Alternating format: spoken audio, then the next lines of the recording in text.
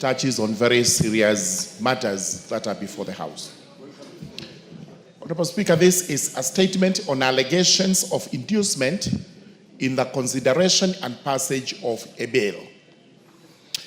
Honorable Speaker, this statement is made on behalf of the Departmental Committee on Justice and Legal Affairs and its members with regard to statements made during the joint Kenya Kwanza ODM Parliamentary Group meeting held yesterday, 18th August 2025, that was presided over by His Excellency the President, Dr. William Samoei Ruto, and the former Prime Minister, the Right Honorable Raila Amolo Odinga. At the meeting, a statement was made to the effect that the consideration and passage of the Anti-Money Laundering and Combating of Terrorism Financing Laws Amendment Bill 2025 was influenced by a Kenya shillings 10 million inducement collected by a member of parliament or members of parliament allegedly on behalf of members of the National Assembly. Honorable Speaker, the Anti-Money Laundering and Combating of Terrorism Financing Laws Amendment Bill 2025 was a bill sponsored by the leader of majority party. It was read for the first time in the House on the 4th of March 2025 and thereafter committed to the Departmental Committee on Justice and Legal Affairs for consideration and reporting to the House.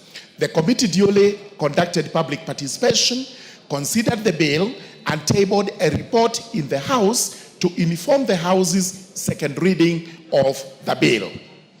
The bill sought to amend 10 acts of parliament to address technical compliance deficiencies identified by the Eastern and Southern Africa Anti-Money Laundering Group, the Financial Action Task Force, in Kenya's regime on anti-money laundering, combating of terrorism, financing, and the combating of proliferation of financing. The record of the House reflects that after exhaustive debate, the bill and the amendments proposed by the committee were wholly supported, leading to its passage on Wednesday, 16th April 2025, with amendments. Following its referral by the President with reservations on the term of the Office of the Director General of the Financial Reporting Center, the bill was passed by the National Assembly on Tuesday, 3rd June 2025, with amendments fully accommodating the President's reservations. On behalf of the Justice and Legal Affairs Committee, I wish to categorically state that the committee did not solicit and did not receive any inducement of any kind whatsoever from any member or quarter in its consideration of the Anti-Money Laundering and the Combating of Terrorism Financing Laws, Bill 2025, as alleged or at all. The Departmental Committee on Justice and Legal Affairs and its members are fully cognizant of the principles of leadership, ethics, and integrity which bind the members of parliament. The committee and the members condemn and abhor corruption and any practice that is likely to erode these principles that are the substratum of the public trust that the people of Kenya have entrusted on this institution of the House of Parliament. Having deliberated over the matter and considering that the bill in question was a government bill whose contents were supported by the House, the committee poses the following 4 questions. Number 1, which member or members of the National Assembly solicited and or received the said Kenya shillings 10 million on the, or any other inducement in relation to the consideration and the passage of the bill? Number 2, who gave the alleged inducement?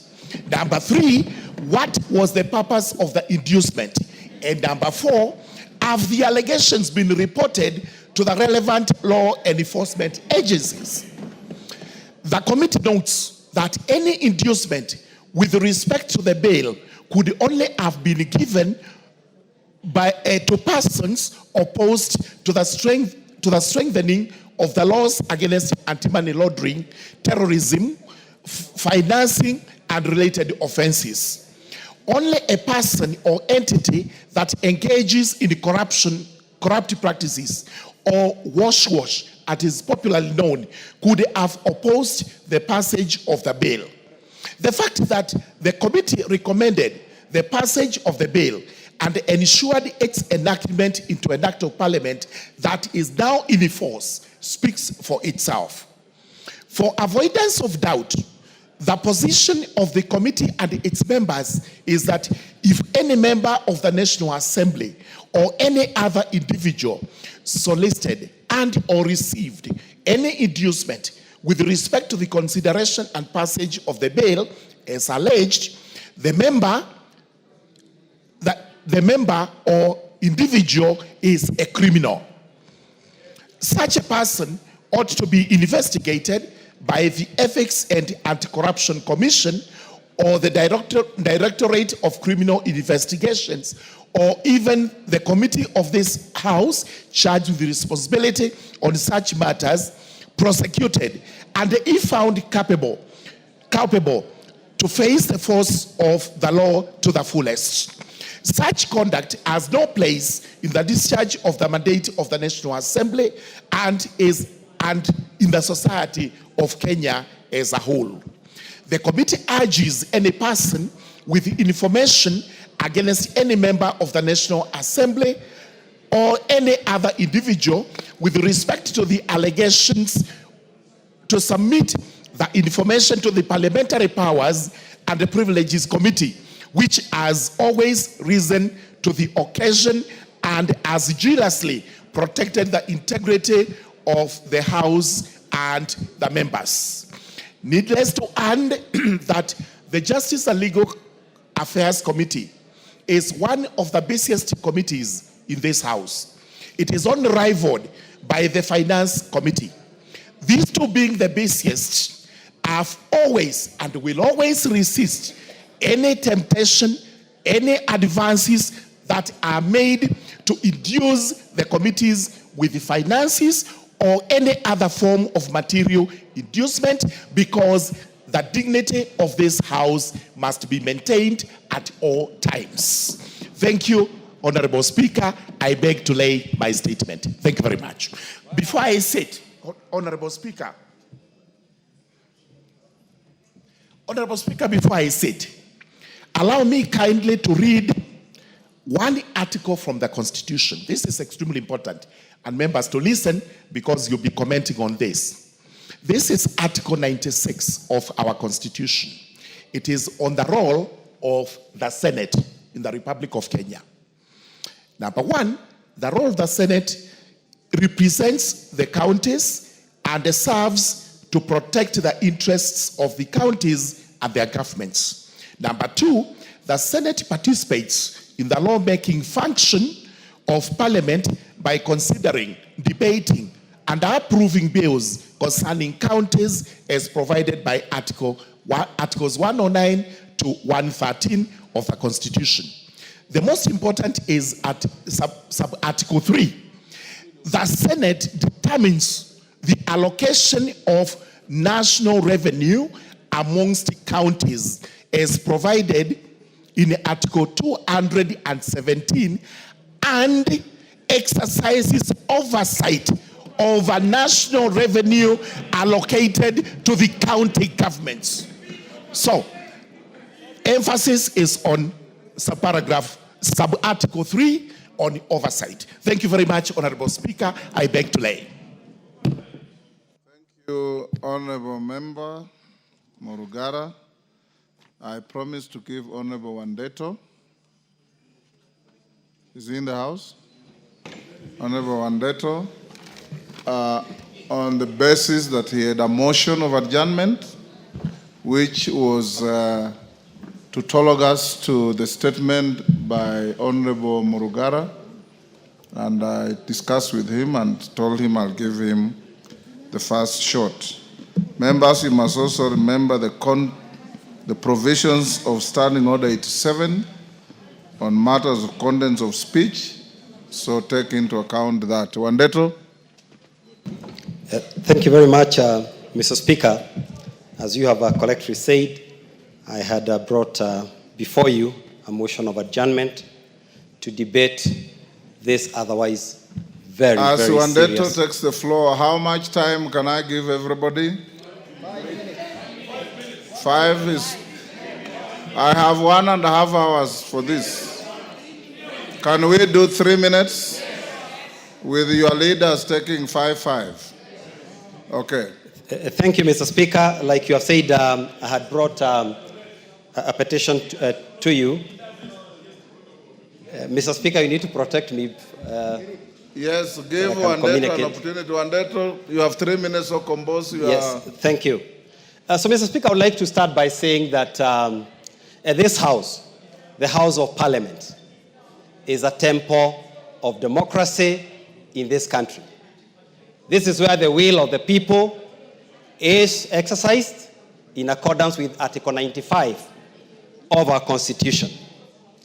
And so whenever there are allegations of the nature that has been made in the last 2 weeks, Mr. Speaker, it is a matter of grave national concern, and that is why you have done the right thing to stop all other business of the House to ensure that members are able to ventilate into the otherwise very serious allegations that have been brought against this House.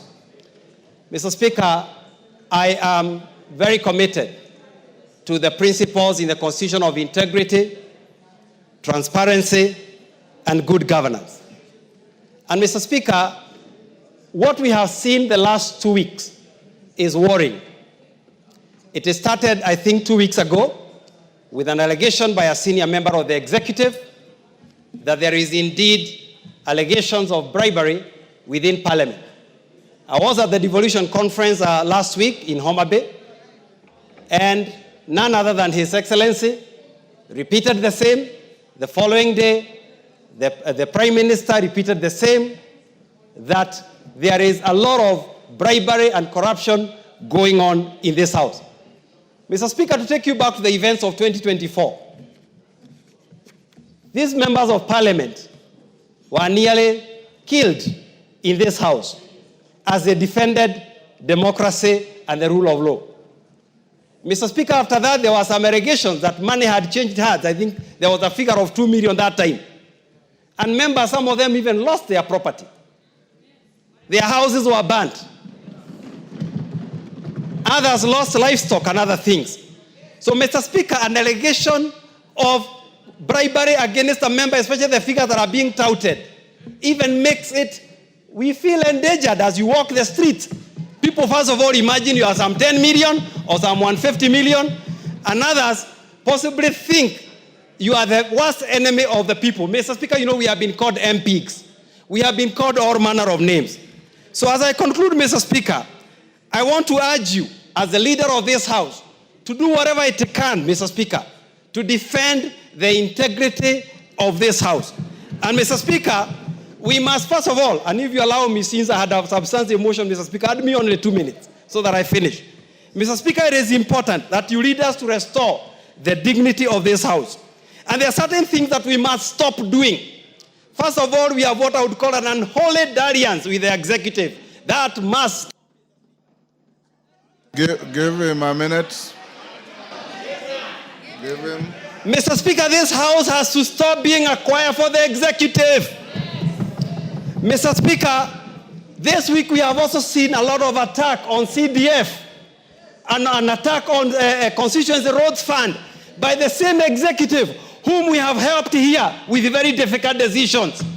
And now, I think, Mr. Speaker, the chickens have come to roost. Mr. Speaker, I invite the members of the executive to read Matthew chapter 7, verses 3 to 5. We know corruption is a big issue in this country, but the Bible reminds us, while look at the speck of sawdust in your neighbor, while you yourself, you have a log inside your eye. Mr. Speaker, as I finish, it appears some people are falling, but we will not allow them to fall with the whole House. Thank you, Mr. Speaker. Otienda Molo. Thank you, Mr. Speaker. Mr. Speaker, I will beg that I be added 2 minutes for context as a member of the Justice and Legal Affairs Committee. Mr. Speaker, first of all, let it be clear, I am a member of the committee. I have never sought or received any gain or advantage to support or oppose anything, except as by law and my conscience and my constituents. Mr. Speaker, the simple sequence of that long statement read by my chair is that this was a government bill sponsored by the Executive Office of the President. And we were told that we needed to pass it to remove Kenya from the grey list. In compliance, and it was signed off by the leader of majority, we complied, it came here, it passed.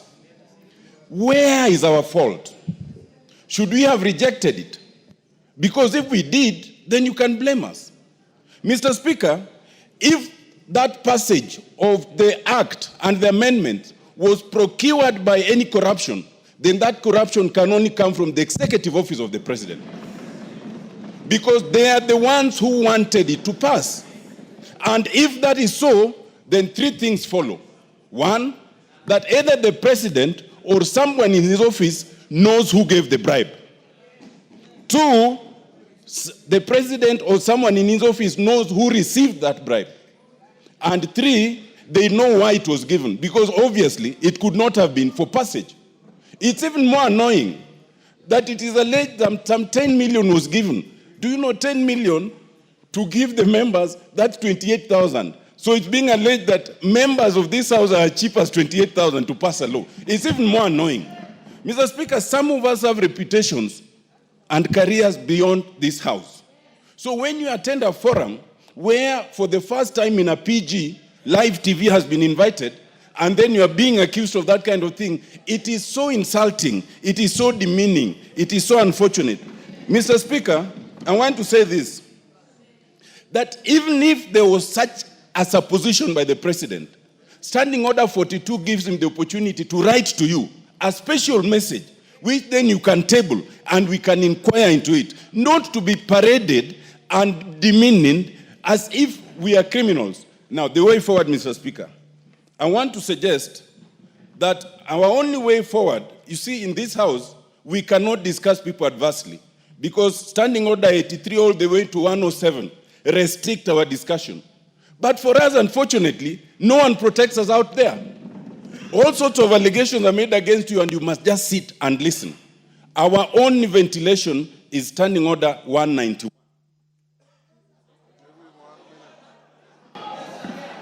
I want to suggest, Mr. Speaker, that under Standing Order 191, where we have our Powers and Privileges Committee, the Powers and Privileges Committee, 191(1)(a), is allowed to summon any person to appear before it for the purposes of giving evidence or providing information. This house has been called a house of extortion. This house has been called a corrupt house. This house has been alleged to have received some 10 million.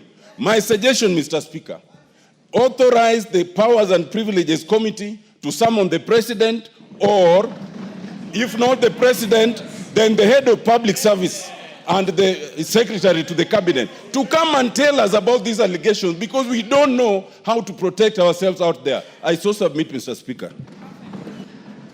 Yes. Dr. Bukose.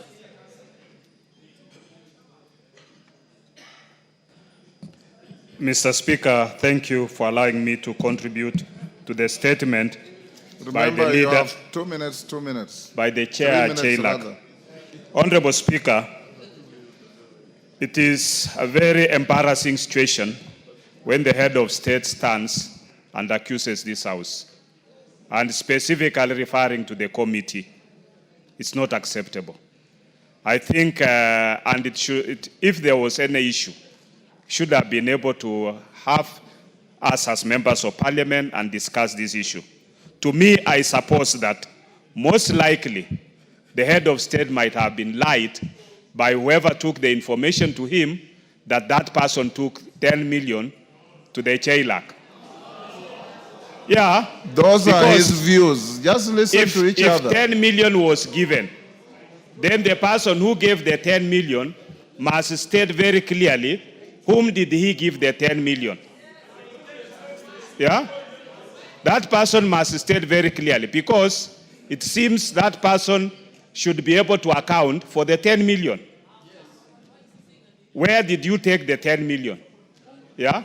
And most likely, and to who? Because when the bill came to the House and it was presented by JLAC, we were told this is one of the requirements and a precondition for IMF. And we passed. So, to be accused later on of having taken money, and it seems money exchanged hands, the 10 million must have changed hands. So where did that 10 million come from, and where did it go? And why? Because any bill that comes here and is a government bill is sponsored by majority, and more often, because we now have a bipartisan kind of agreement within this House under the broad-based government. We've always supported all the bills that the government brings. Therefore, this must be investigated, and the truth must be unearthed so that all of us can be cleaned. Because when we go out there, people are looking at us as thieves, as extortionists, and that is not right. We have reputations to protect, we have families to look at us, and we have friends who should not be suspicious of our activities. Thank you, Honorable Speaker. Zamzam. Mheshimiwa Spika, wajua fisi akitaka kumla mwanawe usema ananuka mbuzi, Mheshimiwa Spika. Na Mheshimiwa Spika, inasikitisha sana. Bunge hili ndio limeshika Kenya kwa mkono, Mheshimiwa Spika. Tumepitisha bills nyingi sana zao, hata hii ya money laundering. Mimi nilikuwa against kwa sababu najua kuna watu ambao wamekuwa targeted, Mheshimiwa Spika, ambao ni wa real estate. Na hatukuwahi kufuatwa na mtu yoyote kuhongwa chochote, Mheshimiwa Spika. Lakini ilipita hapa bila chochote. Kwanza katika wabunge mimi ni maskini sana, Mheshimiwa Spika, kwa sababu hata pesa ya ngafu ni kidogo, haitoshi paka natoa mshahara wangu napatia wananchi huko na baki bure. Sasa ikiwa hapa tunaweza kuambiwa kuwa wabunge wamepewa milioni 10, tunataka kujua nani alimpa, makusudi yake ni kitu gani, alimpa kwa nini, na hii bili ina siri gani kubwa mpaka itolewe 10 million, Mheshimiwa Spika.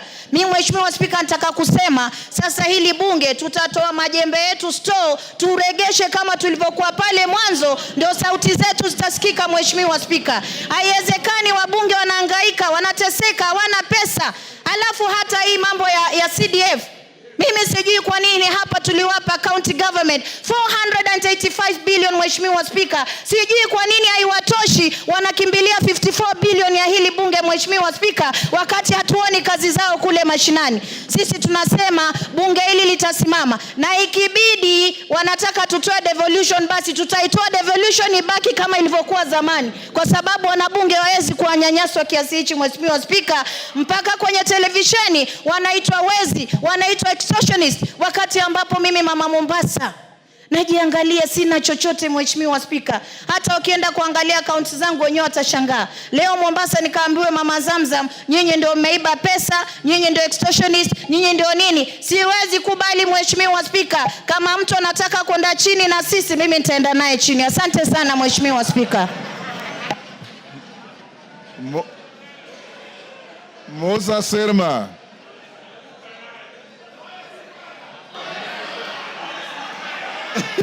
Order. Musa Sirma. Yes. Mr. Speaker, I want to really support the sentiments of Honorable Murugara on this issue, where we are being portrayed as a parliament of extortionists and people who take bribe. Mr. Speaker, people who are corrupt have a place to go in this country, and that is the court.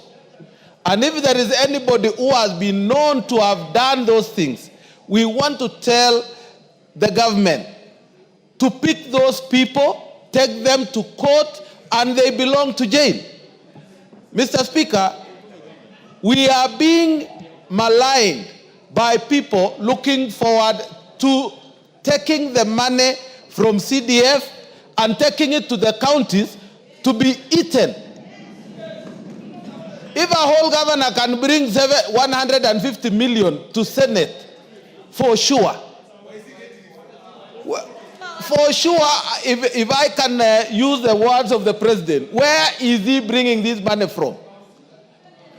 Counties cannot show the amount of money they have been given in terms of development to the people of Kenya. Mr. Speaker, it has reached a time that we need to audit the counties and really see whether they are really entities to be used for development in the rural areas. Mr. Speaker, if I can remember, because I was in the Bomas, the constitution actually which we passed and which was brought by the people is not what we are having now. The Yashbal guy had 14 regions and they were non-executive. And therefore, this executive power which the governors think they have, we must remove it. It is time that we talk to the people and let them be given development directly.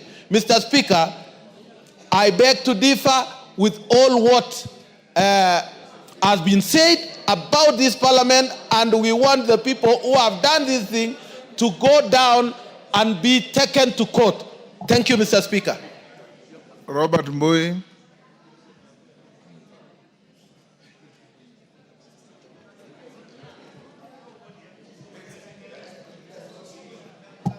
Thank you, Mr. Speaker. Mr. Speaker, Parliament is under attack, Mr. Speaker.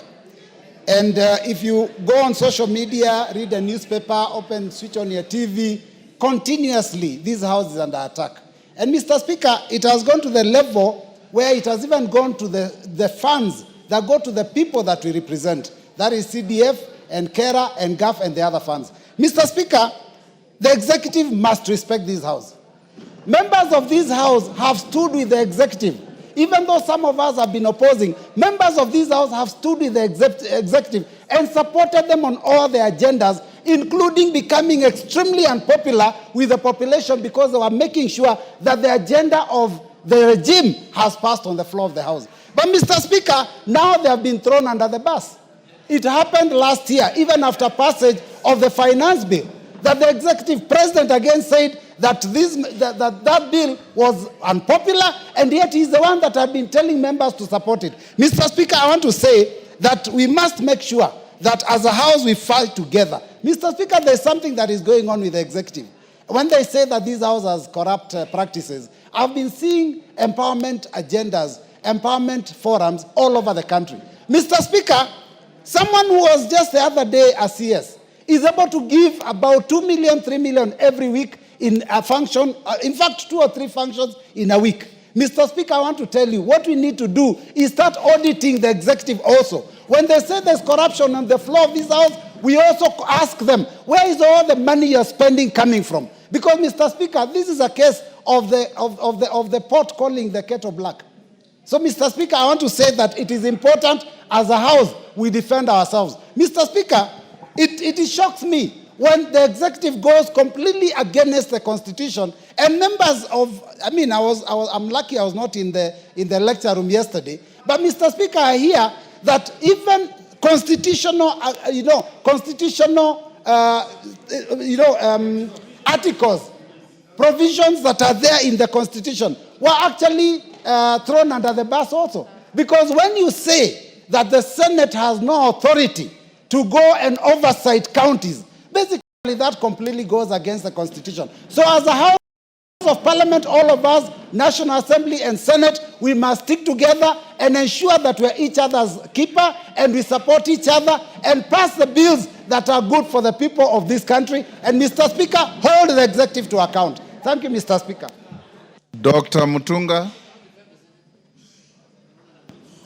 Thank you, Honorable Speaker. Honorable Speaker, I would like to refer to sentiment by Honorable Mole. We did not discuss anything in that meeting.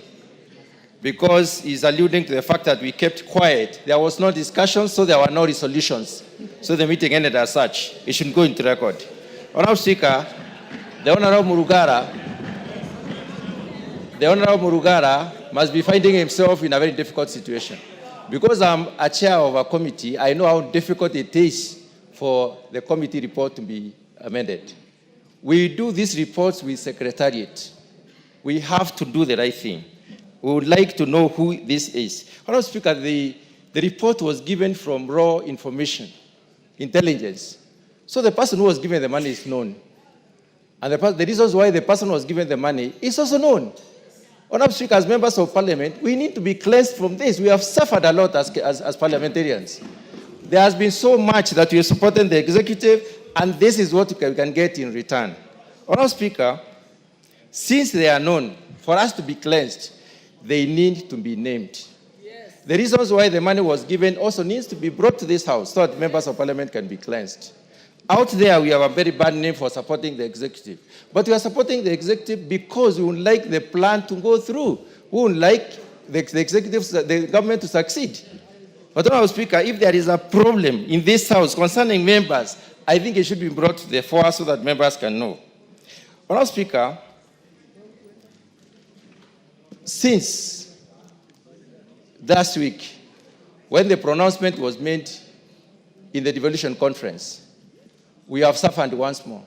We suffered after passing the finance bill. We suffered after the broadening of the government. We suffered again after sacking of some members of the CSs, some executive. We've suffered many times. And this is what you are getting in return. It is unfair. Thank you, Honourable Speaker. Karoli Omondi. Thank you very much, Honourable Speaker. I'll try and be very brief, but let me start by saying I take great exception as the statements made by His Excellency the President, now 3 times, attacking the character of everyone in this House, including yourself. We must now take the position of NATO. Mass character assassination we shall not accept. If somebody is guilty, let them be charged on their own. But an attack such as the one that was, he's made it twice, 3 times.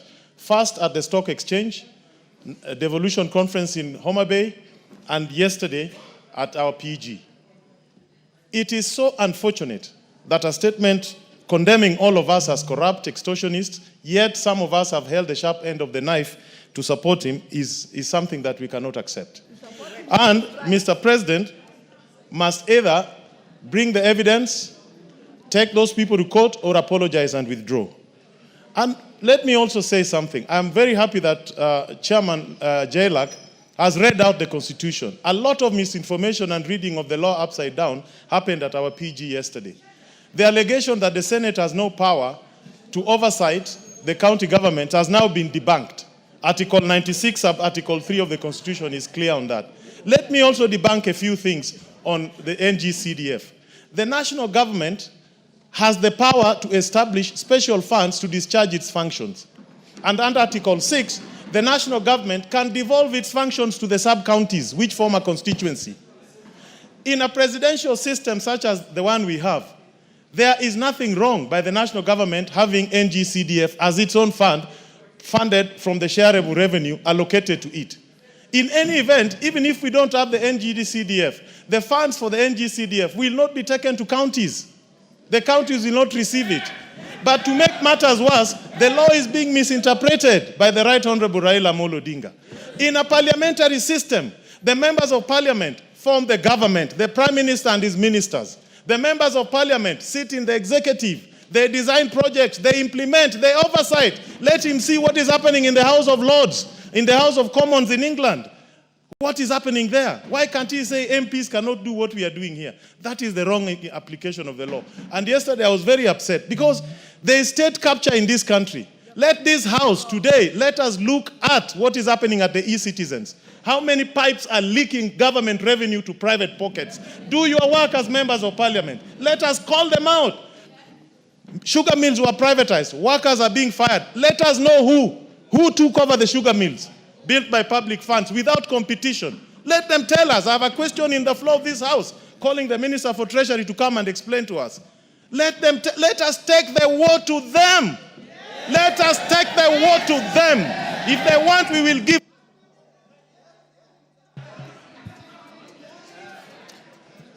Member for Kieni.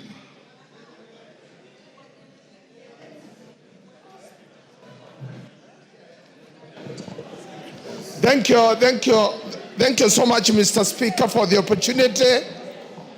On this hour and this moment, I want to say that this House is under siege for all of us, inclusive, Mr. Speaker. You are in this House to preside over it, and when we are under attack, you are the first person on the line of attack. I really want to say that this is the government, the executive, which we have worked and we have given it our sweat and our blood to make it to where it is now. We have lost properties. We have lost reputation. We have lost credibility in our own constituencies. We have business partners we work with. Whenever we visit them for business, other than the parliament, they see us, we are taking corruption into their own offices. And it is for that purpose, Mr. Speaker, we would want to say that whoever suggests that we are corrupt, they should, and we are not, they should go to the same venue, tell our wives, tell our children, tell our business partners, tell our friends that that was a very erroneous statement that came from none other than the head of state for this country. Because the first question I got when I went home last night from my wife, he wanted to check my pocket if I had any illegal money. And I really want to rest my case that we earn our sweat by offering services to this government through this parliament. Thank you. Member for Bumula. Honorable Speaker, I was very shocked yesterday by the sentiments of His Excellency the President. Members, let's listen to one another. You will add me some 30 seconds, Honorable Speaker. Honorable Speaker, the Constitution is very clear. Chapter 8, 9 and 10 is very clear in terms of roles of Parliament, Judiciary and the Executive. This House is self-regulating through the Committees of Powers and Privileges chaired by none other than the Speaker himself. Mr. Speaker, this House has done well. As a National Assembly, we've risen to the occasion. When we called out on Shah, during Adani, now the Committee on PAC has done very well with e-citizen. And my guess is good, because I think that is where the rage is coming from. They have come out to unmask the culprits of e-citizen and how money is being stolen. Honorable Speaker, this House, this floor impeached a minister of government, Honorable Mithika Linturi. We have done well, Honorable Speaker, as a parliament. It is wrong, Honorable Speaker, for President to say he's fed on raw intelligence, Honorable Speaker, and moves to make such accusations against us. Honorable Speaker, in law, and you know better than me, anybody who becomes aware of a crime and keeps quiet of it is an accomplice. As we speak, the Honorable President is an accomplice, Honorable Speaker. Why was he giving the 10 million shillings? Order, Wamboka. I referred you to Standing Order 87. You want to discuss the person and conduct of the President, bring a motion. Well guided, Honorable Speaker. Yes. Read your standing orders. Well guided, Honorable Speaker. Honorable Speaker, the President has all instruments. The President has all instruments. Order, Otieno Amolo, what is it?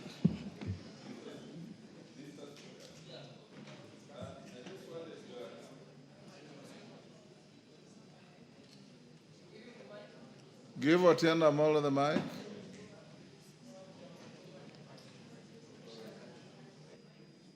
What's happened? Move to the... Mr. Speaker, Yes. as you know, I respect your guidance and rulings, but I had intended to bring this letter for your formal guidance on content of speeches. 87.1. Mr. Speaker, it's my understanding that what you cannot discuss is the conduct of the president, but you can discuss his speech. I'd like you to give a ruling on that. As we sit here, I have no speech from the president to discuss. You know very well, Honorable Tienda Molo, that when the president addresses the House, he makes a speech, and I allow you to debate it for 3 days. As it is here, I have no speech that can guide me on what you should debate. So, Amboka, go on. There is a thin line, Honorable Speaker, of what we are discussing, but I think the point is made.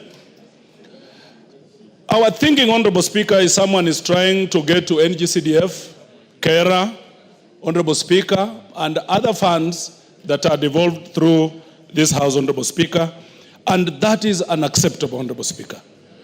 To the extent, Honorable Speaker, that you are a member of Parliament, number one, member of National Assembly, that we see the kind of headlines that we see, like what was there today, Honorable Speaker, add me 2 minutes, I was distorted, Honorable Speaker.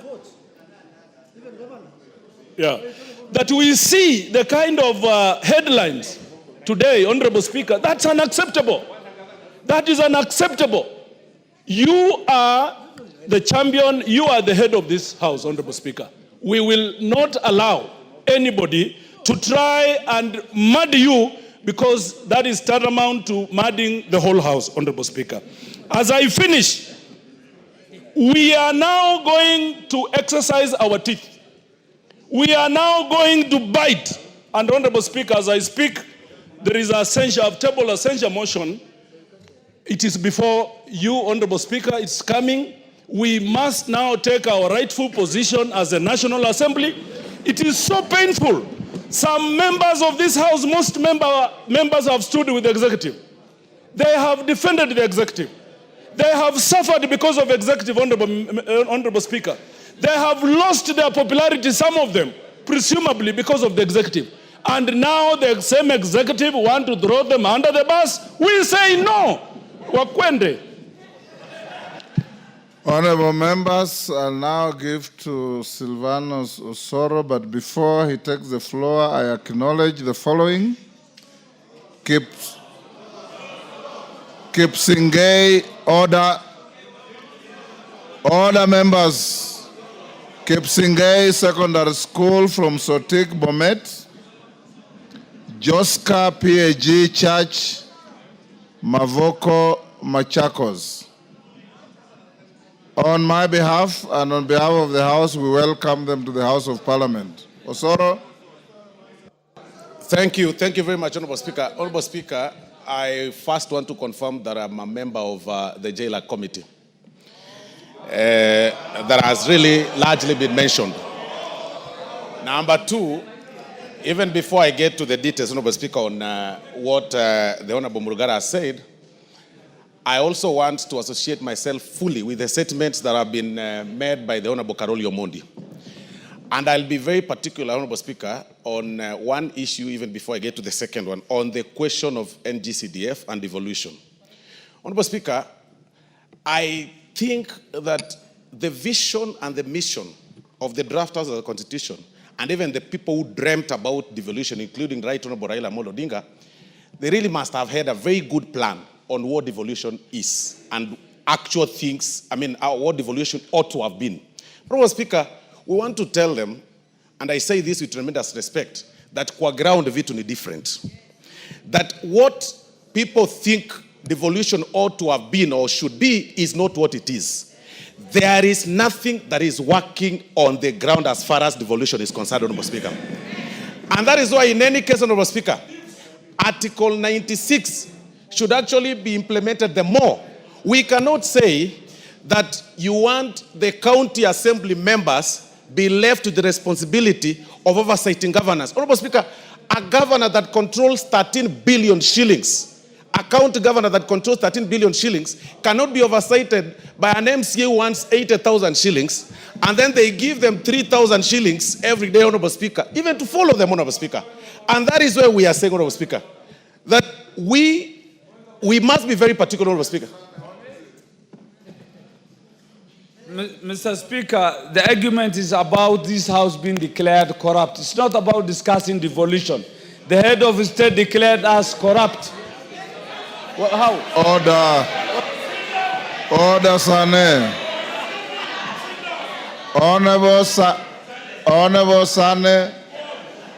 No, don't be harsh on your colleague. Honorable Sane, if you are listening to the debate, you have been talking about two things: the integrity of this house, the fate of devolution, the fate of NGCDF, and the power of the Senate to oversight the counties. All these are entwined into what we are debating. So, Honorable Speaker, as I was saying, this House, Honorable Speaker, has been under attack from every corner. We've been attacked, Honorable Speaker, by the members, some members of the judiciary. We've been attacked by the members of the public, sometimes being threatened, Honorable Speaker, to have our houses torched, Honorable Speaker. We want to, with tremendous respect, also tell His Excellency the President.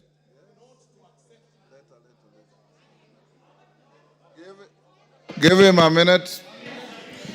We want to tell His Excellency the President of the Republic of Kenya that now that attacks are coming from all over, I want to inform him, Honorable Speaker, that he should not take the invitation to also join the bandwagon that attacks this House. Because this House, if somebody claims that they brought money to a certain committee or to a particular chair, then especially on a bill that is actually sponsored by the AG from government, then that person should actually be arrested the more, because he is the one picking money from some public side and then to try and bribe the members of parliament, Honorable Speaker. Because this House, Honorable Speaker, has been under attack from every corner. And it should actually not be happening. Today, as we are speaking, Honorable Speaker, people are already complaining about KERA. They want the KERA funds to be reverted to the counties. They want NGCDF to go. But, Honorable Speaker, you will need a microscope to see what governors or county governments are doing, Honorable Speaker, because there is nothing that is being done, Honorable Speaker. Time up. Time up. Parashina. Thank you, Mr. Speaker. Thank you also for standing for to be one of the leaders to be counted in this country for defending Parliament. Mr. Speaker, I only also need to comment on three things, or four: doctrine of separation of powers that we saw yesterday, and we need to remind the executive we don't work under their mercy.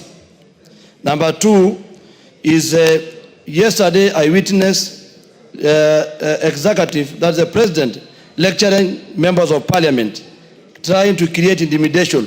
We want to tell him that we are not going to go through intimidation here or outside. We will continue doing our duties without being coerced.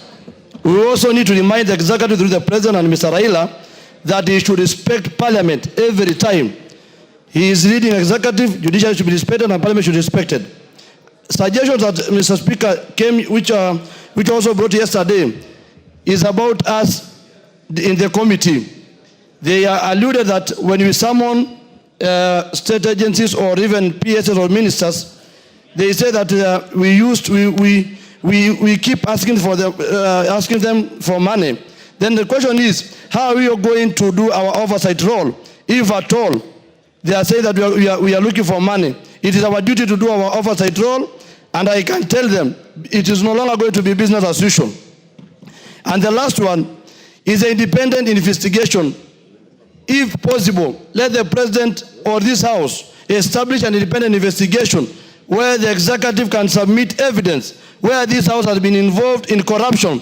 But we cannot allow it, like saying a port. How can a port say that the pan is black? It is not possible. Thank you, Mr. Speaker. Jane Kagiri.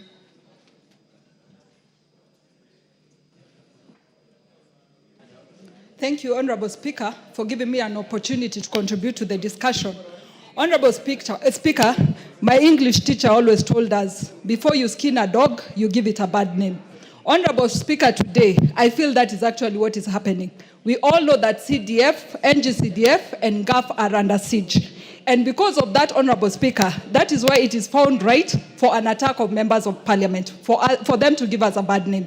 Honorable Speaker, I would just want to remind this Honorable House, and inclusive of anybody who contests for a position, that is including the presidency, that it is based on performance that we get re-elected. And even for the presidency, should be well noted that the performance of NGCDF, the performance of GAF, will also count for their performance at the end of the 5 years. So, Honorable Speaker, we need NGCDF respected, we need GAF respected, and Honorable Speaker, let it go on record that members of parliament make decisions based on their own minds and based on what they want to do for their people. So nobody is here to be helped to decide based on the money that they receive. We make decisions because we want the best for our people, Honorable Speaker. Thank you. Daud. Thank you, Mr. Speaker, sir. Mr. Speaker, let me also declare that I'm a member of JLAC, and they have not received any of the monies that has been paraded around. Mr. Speaker, I would like to thank the President on one thing. He has reminded us that we need to do our work. We have not been doing our work because we have been supporting the executive. Whenever things come here, we have always been supporting them. I think, Mr. Speaker, sir, the bill that is being, or the act that the President mentioned, the anti-money laundering, was sponsored by the Leader of Majority. Actually, we should not even start with the President. We should ask the Leader of Majority whether he bribed the committee, the JLAC committee, and how much he has given us. The second thing, Mr. Speaker, if the bill, if that act was procured through bribery, then that act should be repealed and brought back to this House so that we can act on it again without the bribery. Thank you, Mr. Speaker. Yes,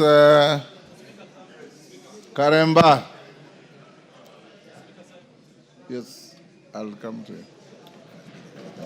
Thank you, Honorable Speaker. And Honorable Speaker, allow me to say that I am happy and upset at the same time. I am happy because of this conversation, because I believe, Honorable Speaker, the dragon that needs to be slayed in this country is the dragon of corruption. What is stealing the future of our country, Honorable Speaker, is corruption. And it is okay if this conversation is started by the President or any other person.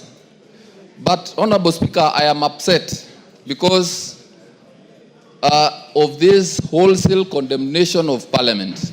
Because a person like me, Honorable Speaker, you are well aware that it's just the other day that I joined the JLAC committee. And I am now branded as perhaps one of the people who have already received the money. And, Honorable Speaker, it is very wrong for anyone to do this kind of condemnation on members of Parliament. But I believe it is for a few reasons. One, it must be that they are coming for CDF and for RMLF. It is for that reason.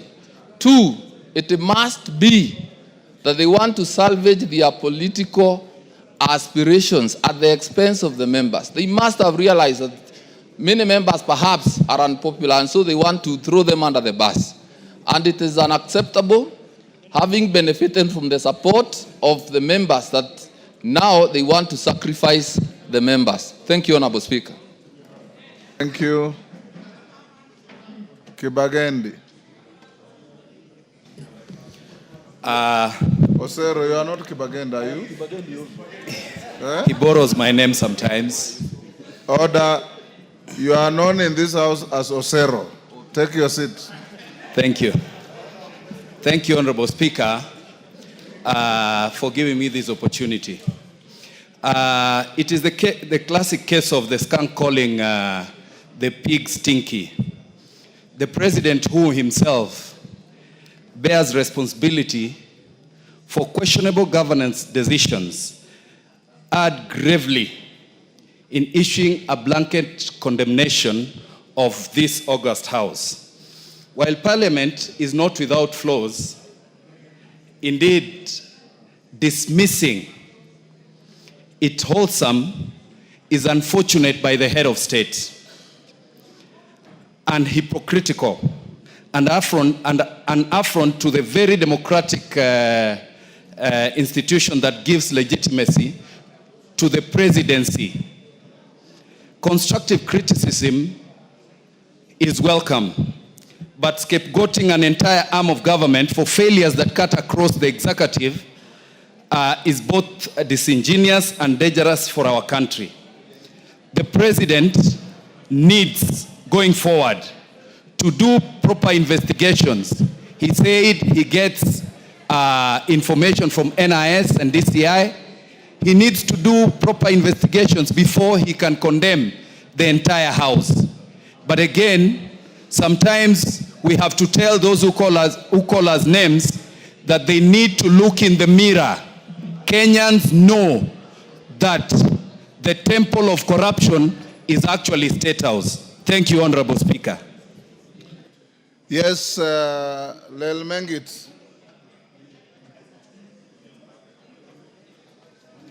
Thank you, Honorable Speaker. I would also want to echo my sentiments on this case. Honorable Speaker, first, I would like to apologize to this Honorable House.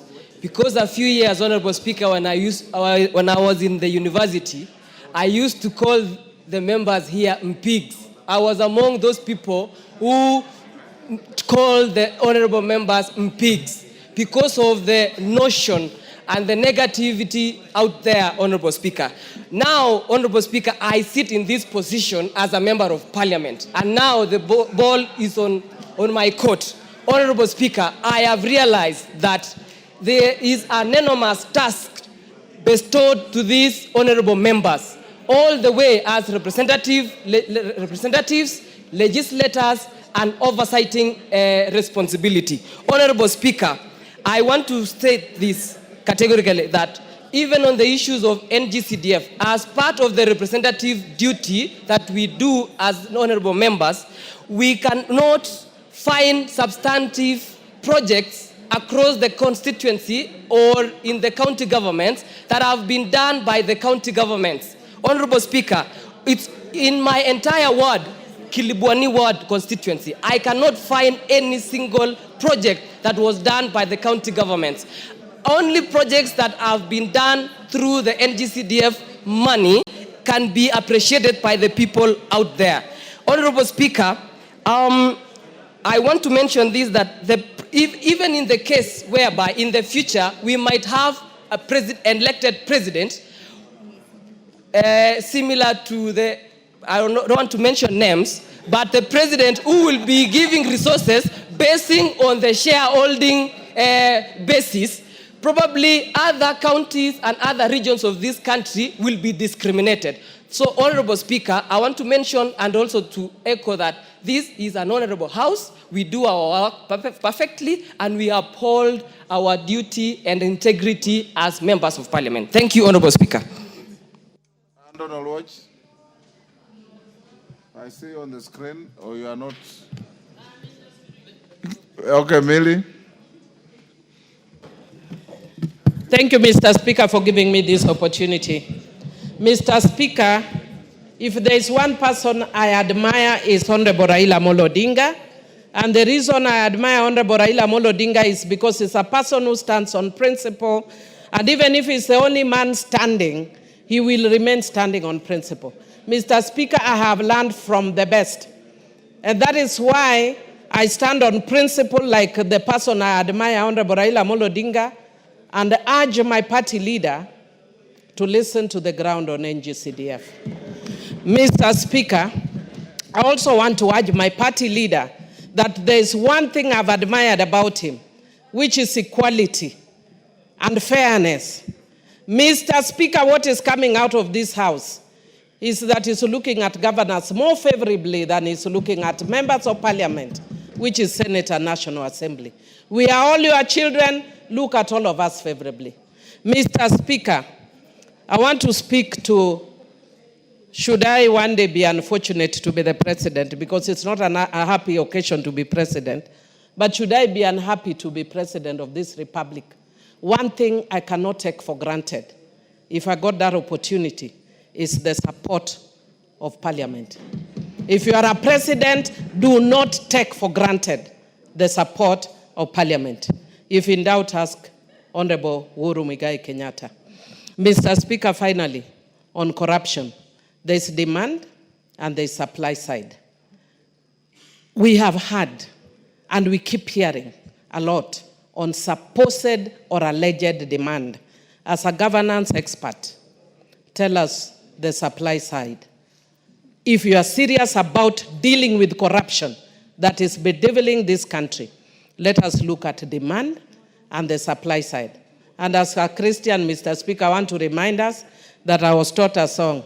Kila mtu atauchukua mzigo wake mwenyewe, na kila mtu atapewa habari zake mwenyewe mbele za Mungu, siku hiyo itakuja. Individual responsibility.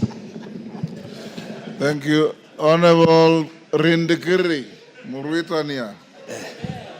Thank you, Mr. Speaker. Order, honorable members. I want to One may think that Millie is out of order. The reason I've allowed her is I've treated it as a quote in a speech. Anything beyond that should have been out of order.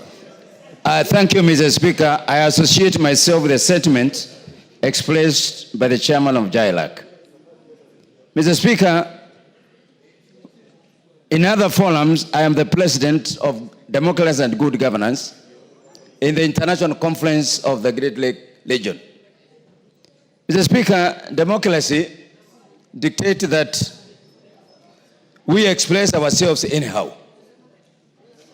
But good governance is a responsibility of each one of us.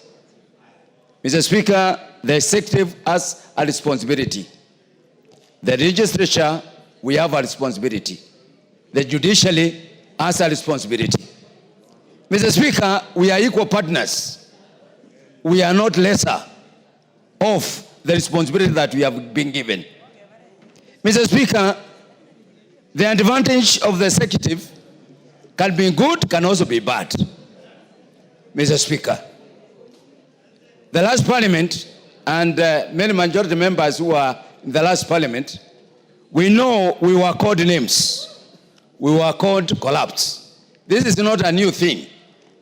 The last regime, the past regime, called the members of this parliament collapse. Actually, bad names were used against us. Mr. Speaker, now we are being called collapse. Each person, if we are to apply the principles of good governance, we must exercise what these principles are. One, the rule of law. The rule of law dictates that when something is wrong, the law takes precedence. Mr. Speaker, I want to imagine that the president knows this, and I'm sure he knows. Let him subject all of us who have been found to be culpable of being corrupt to the rule of law. It's as simple as that. Mr. Speaker, transparency is very key in leadership. Mr. Speaker, we cannot be all accused en masse without giving evidence. Mr. Speaker, the executive need to be held accountable, to become clear, to become transparent on what he is talking about, members of parliament being corrupt. Mr. Speaker, the presidency is private to intelligent information, and nothing prevents him from proclaiming the people that have been found to be corrupt. Mr. Speaker, I want to disassociate myself with the fact that this parliament is corrupt. Mbeyu.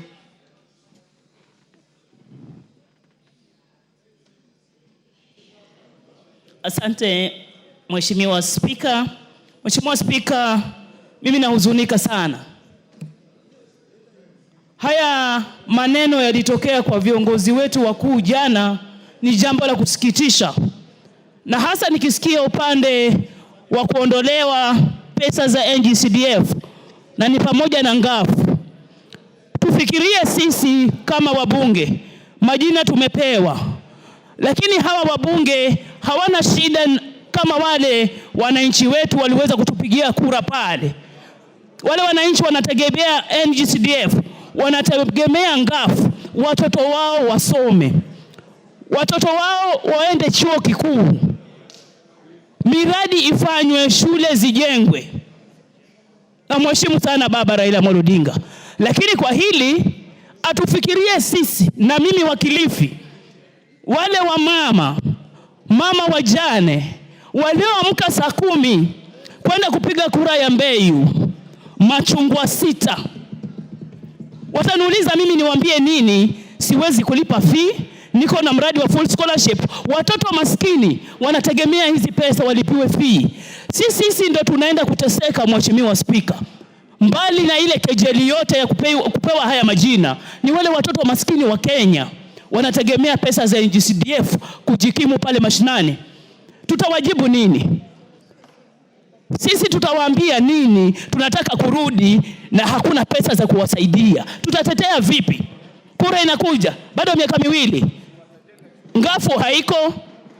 Kama zile pesa mabilioni yanaenda kwa counties na hakuna alama pale, health status mbaya, ya education imeshindikana, ile ya ECD, mambo ya maji shida, wakilimbikiziwa hizi pesa kama zile ndogo zimeshindikana pale kwa counties, wakiongezwa za NGCDF maeneo bunge 7, 8 na ile ya Nairobi iliyo na maeneo bunge mengi, wataweza vipi kutuonyesha kazi inafanyika? Alafu sisi tutakuja hapa, Mheshimiwa Speaker, tuwe flower girls sisi women rep na wale wa mama wengine kunywa chai tu, tutakuwa tuko kibaruani. Lakini yule mtoto wa maskini wa Kenya atafanya nini? Atapiga kura vipi? Apigie nini? Na tumaini gani?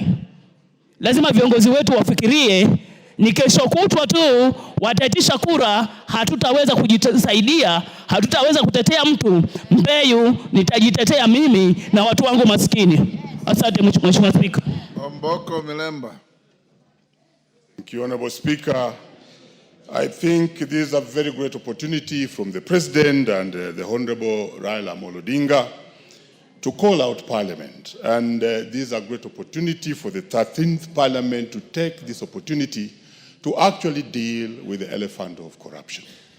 You don't underrate when Raila Amolo Odinga stands up and says something. You don't underrate when President Ruto rises up to say something. And therefore, the way we deal with this matter will be very important, and the 13th Parliament has been given this opportunity. If we deal with it in a manner of only lamenting or threatening other organs and moving away from it, we shall lose it. The correct way to deal with this matter is to dissect it squarely, the way the chair did put it.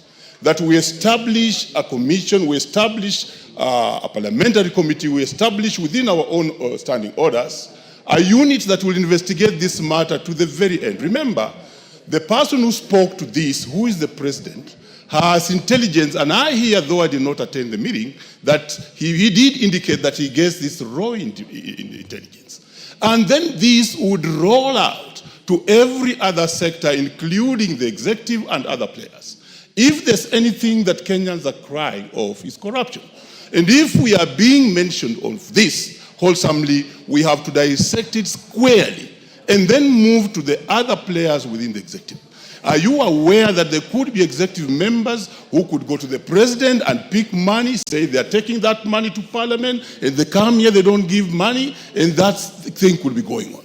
This could be a bigger scheme which this House can now take and look into the details. For instance, Parliament has been standing with the executive.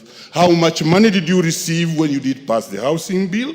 How much money did you receive when you passed SHA? How much money did you receive when you did deal with finance bill? And many other bills that we have dealt with. So we need to deal with these things squarely. There are many other issues that we do pass here. And if we go that direction, we shall save the Kenyans. We shall actually start dealing with the elephant of corruption, still beginning with this House and then rolling it out. I am also sad that there's and constitutional statements that are being pronounced very quickly. Look at this. We need to defend the Constitution and the independence of this House. When you talk about the lack of Senate's role in counties, mark that. It needs to be dealt with by this House. When you talk about CDF, I don't want to belabor on this one because it has been thoroughly flogged. But look at this. There's another one flowing down ourselves, that we need to devolve education. Look at what health is happening. And it also came from the two leaders. I think it was Raila Amolo Odinga that we devolve education. Health is dead. We are now speaking of devolving education to the counties. We shall not have education. So this is a very good opportunity. But look at this. Independence of the House. Time is up. Give him 30 seconds. Independence of this House can only be protected by this House. When you teach the students who are up there, you tell them that the House is independent and no any other unit, no any other body can make a law. That's what we teach. I'm a teacher. But look at this now. How many bills are we getting being referred back to the House under the article which requires that you raise 2/3 majority? Those are issues that this parliament must now stand on and make good law. David Ocheng. Thank you so much, Mr. Speaker. Mr. Speaker, I've been here long enough to know that every time we've had a bipartisan initiative, this House suffers.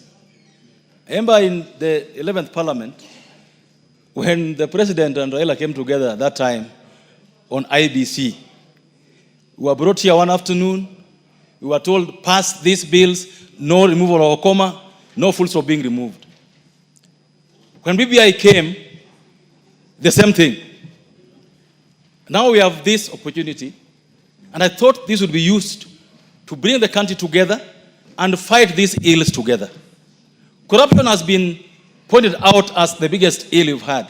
And all those initiatives, the one of Uhuru and Raila, the one now, corruption was at the forefront to be fought. But it disheartens me, Mr. Speaker, for the President to come before members of Parliament and tell us that he knows that a governor gave people money. He knows that an MP was given money. And those governors and those MPs are not arrested. What does he want us to do? Are we police? If you're the president and you know those who are stealing, why don't you arrest them? Why do you come to tell us? What do I have to do with it? You are the president. You are saying you want to fight corruption. And you know those who are stealing. What are you waiting for? Is it our business? Everyone should carry out their functions. This president gave us a finance bill. That was very unpopular. We passed it for him. This president gave us a housing levy. Very unpopular. We passed it for him. This president has asked us to pass SHA. We sat here until 10 p.m. Passed it for him. What have we done for him? What has this parliament not done for president that he now has to come and bastardize us? What? Let him do his job.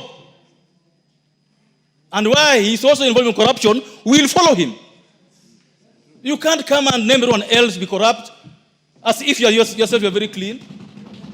It doesn't work like that. We have one country. We must all protect this country. We won't allow. We are not begging for CDF. We don't use CDF money ourselves. We're not begging for CDF to be kept. Senate should not beg to carry out his functions. It is not the job of Raila to tell us what the law says. It can't be.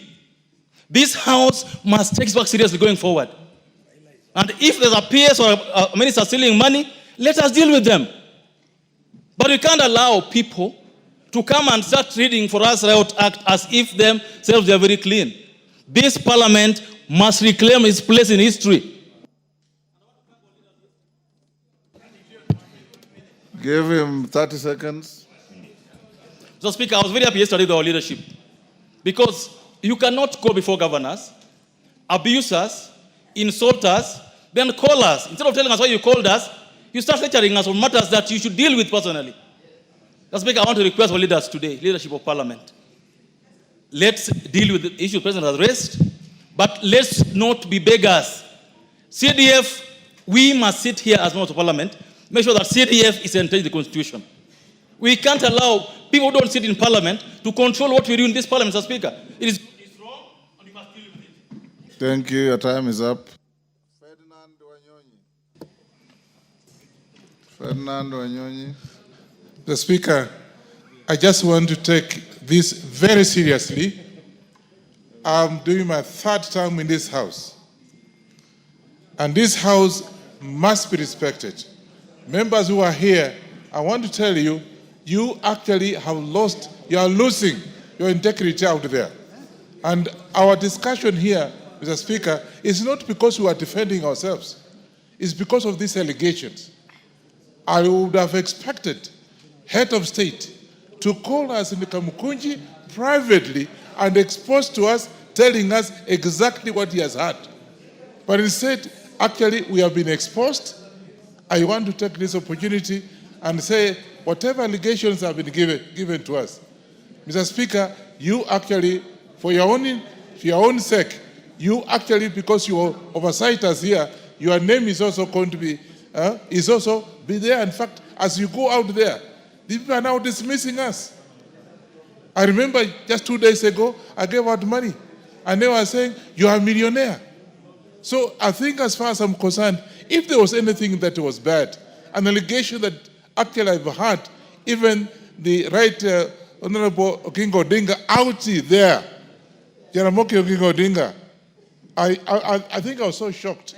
And he said that even we have no job. We are not supposed to do what we are doing. And yet he knows constitutionally our role here as Kenyans, as members of parliament. I want to take this opportunity and ask you, Honorable Speaker, get the head of state to come here and tell the Kenyans out there that that was wrong. That whatever he said was out of order, and that so that people can, otherwise you go out there, what are people talking about us? It's bad out there. So I want to take this opportunity and request you, in your capacity, tell the head of state to come to this house and whatever he said, he apologizes, because it's actually affecting us as leaders of this country. I think, members, that's what it is. Because out there, if you want to come back, I can tell you, it's not going to be easy. Because you are rich, you are poor, you don't take money out here because you are bribed and you are not giving money to the people out there. So, Mr. Speaker, I think I want to ask you, kindly get head of state here to come and tell this house so the Kenyans can hear that he was wrong. I think, members, actually, you agree with me. You agree with me. Let Ruto come here and tell the whole country that it was wrong for him to say what he has said. And if he's relying on Oginga Odinga for his re-election, Oginga Odinga died in 1994. Honorable Ferdinand Wanyonyi. I was in this house with the late Jaramogi Oginga Odinga, and he died in 1994. Yes, thank you. Chonga. Asante mstahiki Spika kunipa nafasi hii. Matamshi niliyasikia yakitoka kutoka kwa rais yalikuwa ni ya kuvunja moyo, si kwa wabunge lakini hata kwa nchi nzima. Ifikapo wakati ambapo kwamba baba anasema ameshindwa na watoto, ni kumaanisha kwamba hiyo jamii imeangamia. Palipo na kosa ambapo kwamba mtoto amekosea, baba anatakana asimame na aweze kupeana mwelekeo. Nchi nzima, ulimwengu mzima, ukitaja mambo ya ufisadi, Kenya tunapewa position. Kuna mahali Kenya inaonekana kwa upande wa ufisadi. Ufisadi ule ni wabunge ndio wao wamefanya ufisadi ule. Mbona tusichukue nafasi na wakati wa kujua exactly shida iko wapi? Ni jambo la kuhuzunisha. Nimemsikia mwenzangu hapa akizungumza kwamba jana akifika nyumbani bibi yake anamwangalia mifuko. Mimi nimetoka mashinani, Mheshimiwa Spika, nasikia njaa, Lakini bibi yangu swali la kwanza ananiuliza, huu maskini tuko nao wa nini? Kiwa nyinyi mnabeba mabilioni haya yote huko nje, unapeleka wapi? Uko na bibi mwingine? Uko na warembo? Ama hii pesa inaenda wapi? Ile nafasi ya kuitwa mheshimiwa mstahiki Spika, sasa hiyo uheshimiwa umeshatoka. Tumekuwa wadharauliwa. Mbali na hayo yote ambayo kwamba sisi tunapambana nayo, tukitetea hususan serikali ya Mheshimiwa Rais Ruto. Mimi hapo nyuma, Mheshimiwa Spika, ulikuwa unanijua. Nikisimama mimi nilikuwa najua napeleka mawe yangu wapi. Nimepunguza utambi kwa sababu tunataka Kenya ionekane moja. Kenya isonge kwa agenda zile ambazo kwamba zinastahili. Lakini je, leo hii Mheshimiwa Spika, unataka mimi nikatetee serikali yenye inanidhulumu kuniita mimi mwizi? Tuko wabunge hapa wengine, hata ukiangalia hiyo kote amevaa ni 10,000. Iwapo kwamba kweli tunapewa pesa hizi ambazo tunapewa, mbunge anaweza kuvaa vibaya namna ile? Mheshimiwa Spika, ni jambo la aibu, ni jambo la kuelewesha.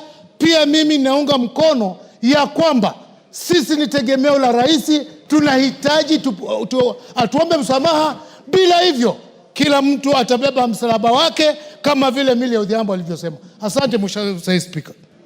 Sane.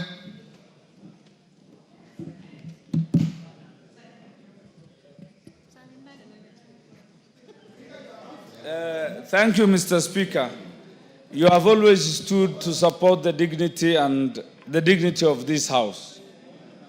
Mr. Speaker, the former President Uhuru Kenyatta was on record having said that his government is always daily losing 2 billion shillings in corruption. Corruption is widespread in the executive than is being betrayed. Parliament is non-corrupt, Mr. Speaker. Mr. Speaker, 2 words were being used. Extortion is a dirty word. It means getting money forcibly. Better corruption. Corruption means using your office or your power to at least get something. So it was very rude, unacceptable, unpalatable to call us extortionists, Mr. Speaker. Mr. Speaker, the President, Parliament, tribunals, and the judiciary laterally enjoy delegated powers as per the Constitution. There are separation of powers, and we must respect each other, Mr. Speaker. The Speaker of this Parliament is the Right Honorable Wetangula, and he deserves respect. He leads a team of members. You must be respected, and by extension, we deserve that respect. We conduct business as per the procedures and the Constitution, Mr. Speaker. Mr. Speaker, we have been behaving as if we were conveyor belts for the executive. We have been called to State House, been lectured on government policy, and we have never let down the government of the day in making sure policies were executed and laws were being acted. Mr. Speaker, we have been reprimanded most of the time using the Political Parties Act, that when we speak our mind, we were being told you will be whipped, you will face sanctions. I think it is time to revisit the Political Parties Act so that members exercise their discretion and their right to represent their constituents. We can no longer represent others but the people of Kenya, the sovereign, Mr. Speaker. Thank you for your kindness. Unite. We have the last 10 minutes. I gave you 5, I gave you Chunga 5. Mr. Speaker, I want to start from the onset by saying that he who alleges must prove. He who alleges must do what? Must prove, Mr. Speaker. So the burden of proof are with the people who have alleged, not with us at all. Mr. Speaker, Parliament is an institution in this country that has been created by the Constitution. And Parliament, Mr. Speaker, operates under the Constitution. It's an arm of government that every Kenyan who thinks of leadership aspires to be, Mr. Speaker. Mr. Speaker, I have said on this floor before that people think coming to Parliament is an easy thing. If all of them could try to contest for a seat, even for an MCA seat, that is when they will know what an election means. How difficult it is to come to this house, Mr. Speaker. Mr. Speaker, look at the number of people who come out, or the number of people who show interest in every constituency to become members of Parliament. There are more than 10 in every constituency. But the people of Kenya, in their own wisdom, decide to bring one person to this house, Mr. Speaker, at a time. So, Mr. Speaker, that is why members of Parliament are given the title of honorable. It's earned. You earn the title by getting first elected by the people. Then that's when you deserve to be called a honorable member. But, Mr. Speaker, people cannot demonize the institution of Parliament as a whole. If you have a problem with someone, you say it. You say, I have a problem with this and that person. But you cannot demonize the whole institution of Parliament, Mr. Speaker. Because this institution is in place to serve Kenyans. This is an institution that has direct mandate in exercising sovereignty of the people. Sovereignty belongs to the people. It can be exercised directly or through their elected representatives, Mr. Speaker. An elected representative of the people, other than the MCS, are only found in Parliament. All other, and the president who is also elected. But, Mr. Speaker, all the other people who are operating in this country, in these offices, are all exercising delegated mandates. So, Mr. Speaker, my position is, as the leadership of this House, Mr. Speaker, as the minority leader, Mr. Speaker, we will defend Parliament to death. We will defend Parliament to the last breath, Mr. Speaker. We will not sit down when people want to degrade Parliament or they want to use Parliament as a punching bag, Mr. Speaker, as a bogeyman, Mr. Speaker. Mr. Speaker, corruption is a menace in the whole country. It has permeated the whole society. There is corruption in the executive, there is corruption in the judiciary, there is corruption in Parliament. Mr. Speaker, there is a way to address the fight about corruption. It is not a wholesome condemnation of a whole group of people who are serving Kenyans, Mr. Speaker. Mr. Speaker, on the issue of the NGC, Mr. Speaker, can you tell this man to leave me alone so I can speak? He has spoken his, and he's opening a Kamukunji here of what kind of, I don't know what Kamukunji it is. Mr. Speaker, I'm even losing my thoughts because when you are disrupted by NGCDF, Mr. Speaker, I want to take, as a minority leader, responsibility to go and persuade my party leader to leave that position he has taken on the NGCDF. Mr. Speaker, you know, there is a notion that people think CDF is still doing the same work it was doing when it was started. CDF has changed. CDF now is only doing functions that are not devolved. It's doing functions that belong to national government. Education, security issues, and issues that are related to national government. CDF is not doing any devolved function. They are not doing county government functions. Even if, a member said here, even if, the members have said, Mr. Speaker, people have said that CDF is, even if it's not given to members of Parliament, that fund will not go to county government. It's money that is given to members of Parliament after DORA. We do the division of revenue, money is separated into devolved functions and national functions. This money is coming from the national fund. Chep Kongo wants to inform you. Do you want information? Yes, Mr. Speaker. You know, it's... Thank you very much, Mr. Speaker. I just wanted to inform the minority leader that the Supreme Court, in fact, on the 15th of August, 2025, a few days ago, rejected the application of the Senate to review the orders of the Supreme Court, which declared that NGCDF does not concern counties. And it was completely rejected. And so it has nothing to do with counties. It cannot go to the Senate. It can only be enacted in this House. Thank you, Mr. Speaker.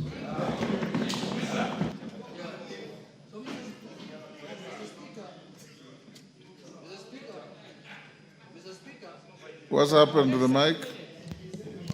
Mr. Speaker, I want to say this, that I agree with the Honorable Chepkonga, that CDF has got nothing to do with the devolution.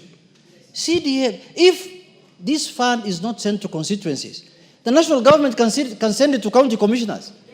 They can say, county commissioners, go and build schools, go and build dams, chief's offices. Nothing stops the national government from taking this money to anybody they can even take it to chiefs. Chiefs can go and build even their offices themselves. So, Mr. Speaker, first we have to acknowledge that this fund has nothing to do with devolution. It's not taking money that belongs to devolved entities, Mr. Speaker. But, Mr. Speaker, lastly, I want to say that, only important people are normally bashed. When you see the president accusing us of many things, or by my party leader, they know how important this house is. That is why let us not also take them very serious. Because, you know why I'm saying that? Because everything also they want to do must come through this house. Even if for you to dissolve this NGCDF, there must be some work to be done here in Parliament. Who is going to do it? So, Mr. Speaker, let them have their say. We are going to have our way. That's the position. Let us give them the freedom to to have their say, and we also have our way. But what we know, Mr. Speaker, corruption is not peculiar to Parliament. Corruption, if it is corruption everywhere, and it must be fought in that manner. But if you want to make it sectional, Mr. Speaker, then you lose the war on corruption. But finally, Mr. Speaker, my final word is that let us come together. Let us do our functions of oversight, representation, and legislation. Mr. Speaker, we have legislated the last 2-3 years under your leadership in this House. We have passed many, and we have the power of the pass. It is us who decide which fund goes to where, as this House, Mr. Speaker. There is no taxation without representation. We have all the powers, Mr. Speaker, and you know the executive cannot operate without Parliament. They can go and say whatever they want to say outside there, but everything they will do must go through this House. Mr. Speaker, if there are allegations of corruption on anyone among us, everybody will carry his own cross. So there is no need of condemning the whole House as a group, Mr. Speaker. With those few members, Mr. Speaker, I want to say, members, don't be annoyed. We will deal with these people perpendicularly. We know how to deal with them. Just keep quiet. We'll deal with them. Majority Leader, what is your point of order, Millie? Thank you, Mr. Speaker. Mr. Speaker, I don't want to interrupt the Majority Leader. But, Mr. Speaker, when Honorable Njeri has come to the House, and I know because she fears her political leaning nowadays has stopped her from speaking. But can you use your standing order number 1, especially for a lady who is young and who is emulating me, just to declare that she's exceptionally well dressed? Order, Honorable Millie Odhiambo. The Speaker can only rule you improperly dressed. I have no capacity to declare the excellence of your dress. Majority Leader, go on. Thank you, Honorable Speaker. Order, Njeri. The Speaker has no capacity to say exceptional dressing. Millie has a very sharp eye. Honorable Njeri passed just in front of me here, and I hadn't noticed, unfortunately. Honorable Speaker, let me join members and maybe just start off from where Junet has stopped. I think the only exception I see is that the gracious lady is wearing something that looks like a cheetah. Or a leopard. You can be certain, Honorable Speaker, if she was here earlier, yes, she would never have recognized any of the footballers that you are mentioning from back those days. Just like the Honorable Joseph was asking who are those the Speaker is mentioning. Because they were not born by then, Honorable Speaker. But that is the beauty of this House, Honorable Speaker. And it tells you that in this House, Honorable Speaker, we have men and women, as Honorable Juneta has said, who have been elected by the people to come and represent them and oversight government on behalf of the people. Therefore, Honorable Speaker, when we oversight the executive and the judiciary, because we have that singular role as enshrined in this Constitution, we don't do it as a favor to anybody. not to the president, not as a favor to those serving in the executive. We do it on behalf of the people. Therefore, I want first to encourage members that nothing and nobody should instill fear in you in doing your work as members of parliament. Because you are duly elected by the people of Kenya to exercise oversight even over the executive, even the office of the president, and even the president himself. That is why this house has powers under this constitution to impeach those in the executive, and those in the executive can do nothing to remove you from this house. Absolutely nothing. Because that is how we crafted our constitution, Honorable Speaker. Honorable Speaker, I have listened to many of the contributions, and let me take particular interest to what the Honorable Otiende Omolo said. That we have a Powers and Privileges Committee in this House, Honorable Speaker, which fortunately is chaired by none other than yourself.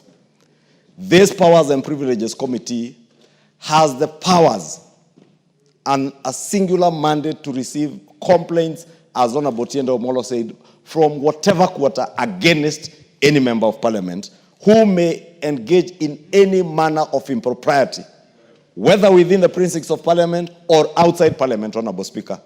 It is not fair to condemn the house in its entirety, Honorable Speaker. We have young members like Honorable Njeri, Honorable Joses, who just joined this house the other day, Honorable Speaker. We have older members like the Honorable Keinan, the father of the house, who has been here for a long time, and yourself, Honorable Speaker. When this house is condemned, you are condemned. The Honorable Keinan is being condemned. The Honorable Njeri and Joses here are being condemned. Honorable Speaker, if there are people who have suffered, I am among those people who have suffered immensely from this condemnation. I was a sponsor of that bill the Honorable Murugara was speaking about as leader of the majority. I saw yesterday when figures of 150 million shillings were mentioned that relate to the Senate. There are people who went on social media to say, oh, that is the 150 million Kimani Ichung'wah used to purchase I don't know what where, Honorable Speaker. No, this time they didn't mention a chopper, they were mentioning shares I invested in a bank. But I have invested an investment I have made, Honorable Speaker, from money I have borrowed from our own parliamentary circle and my other circle in Muhasibu. Fortunately, Honorable Speaker, when they banded those stories, thinking they are maligning me, the share price of NHIF has risen by 2 shillings. And therefore that investment, by the very essence of their maligning stories, has gone up. And today I can liquidate them, pay off my loan, and walk home with a clean, tidy amount, tidy sum. But you cannot vilify me for that. Nobody should vilify any member of parliament because they are members of parliament, Honorable Speaker. When we vilify one person in this house unfairly, we are vilifying the institution of parliament. And we must protect and defend as strongly as we can the integrity, not of even ourselves as individuals, but of the institution of parliament. Because this institution is there to oversight. And we cannot have...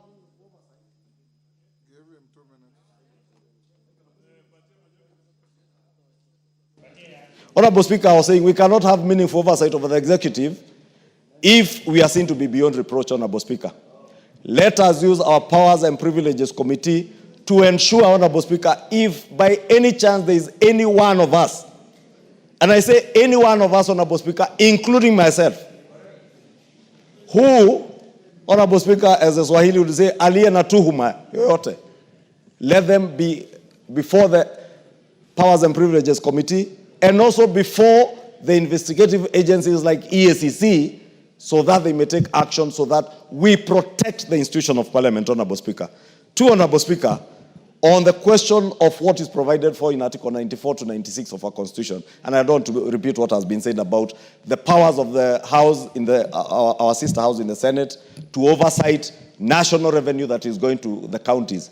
I think it is a matter, and I said it yesterday, Honorable Speaker, in that meeting, that it is a matter that is explicitly provided for in the Constitution. We cannot amend this Constitution by vilifying the institutions of parliament, whether it is the National Assembly or the Senate. Let us just purpose to live by the tenets of this constitution. Honorable Speaker, NGCDF. Again, NGCDF is vilified and attacked in this fashionable thing to attack members of parliament.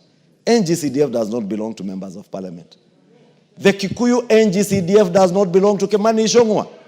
Neither does the Eldasa NGCDF belong to the Honorable Kainan Mohammed. Adan Kainan.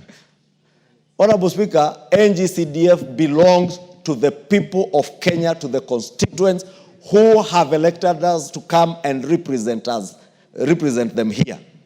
We oversight NGCDF just like any other fund in government. Honorable Speaker, when the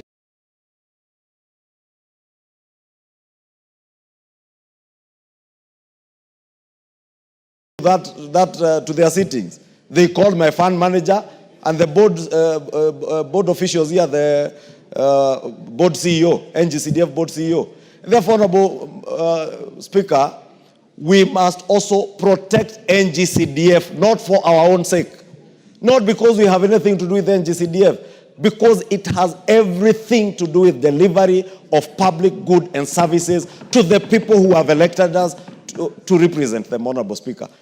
And let me just conclude by saying, Honorable Speaker, we would have no business being the people's representatives if we have nothing that we can oversight those that have been charged by the people of Kenya to hold public funds in their trust. Then we have no business being members of parliament if we can't oversight. We will have no business being members of parliament if you will be able to go to your constituency. You find at a time like now when it is cold and rainy, a school latrine has sunk or a roof has been blown away, and you cannot influence anything, Honorable Speaker, with the NGCDF committees to ensure that you make good the lives of the people who have elected you. We must protect NGCDF with our blood and our souls, Honorable Speaker, in this House. We must. And we must tell everybody, Honorable Speaker, even those who are in the county governments, Honorable Speaker, and we have said it numerously, we are not in competition with the county governments. NGCDF, as Chepkonga has said, the new NGCDF Act of 2015 makes it very clear what role NGCDF plays in education, in security, Honorable Speaker. We amended the Act here the other day, Honorable Speaker, to even remove the contentious issues that were there before, like sports, and we removed them, Honorable Speaker, because we want to live and abide by what is provided for in this Constitution.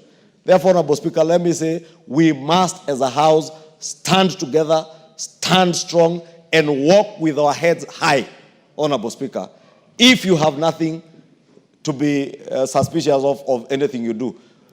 Finally, Honorable Speaker, let me ask ourselves, the things we say, the things we do out there also portray something of us. The things that were said here of the finance bill last year, Honorable Speaker, that members were being paid to vote this and that, Honorable Speaker, those are the things that lower the dignity, and we keep saying, lower the dignity of this House and entertain even those who are vilifying and entertaining things being said against us, Honorable Speaker. I beg, Honorable Speaker, to end there, and thank you. Honorable Member.